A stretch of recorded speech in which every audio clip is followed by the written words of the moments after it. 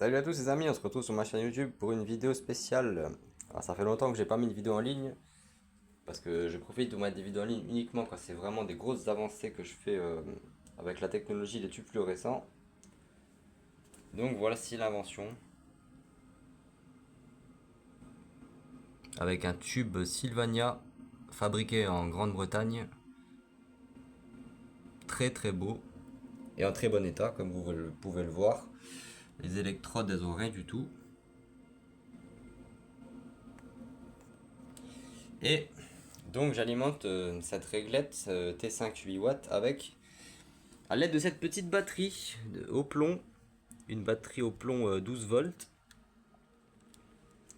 Donc voilà, c'est une batterie AC10 de 5 ampères, 6 volts, une batterie de 6 volts qui est reliée à cette magnifique chose qui est le ballast électronique.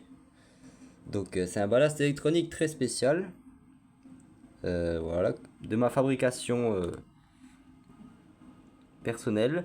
Donc vous voyez, il n'y a pas beaucoup de composants, mais ça fait le taf quoi. Il y a juste un petit transformateur, deux ou trois petites résistances, il y a un condensateur pour l'allumage et c'est tout. Il n'y a rien d'autre, derrière il n'y a rien, vous voyez. Et donc il fait aucun bruit en plus, pas de scintillement. J'ai chanté pour pouvoir l'utiliser avec un tube plus grand que ce qui était prévu, parce qu'à la base c'est prévu uniquement pour les tubes 4 watts comme cela. Et vous voyez la différence de longueur, forcément c'est pas la même lumière. Et donc bon, il n'y a pas de scintillement hein, comme avec le ferromagnétique hein, si vous le voyez. Il n'y a pas de scintillement. Par contre ça fait une très belle lumière je trouve. Malgré tout ça reste de la belle lumière de tube fluorescent. De la lumière à l'ancienne comme on n'en a plus quoi. C'est voilà, la vraie lumière de tube fluorescent. Pour moi c'est top quoi. Vraiment de retrouver enfin cette lumière. Et donc je suis en train de faire des tests pour voir combien de temps la batterie peut tenir.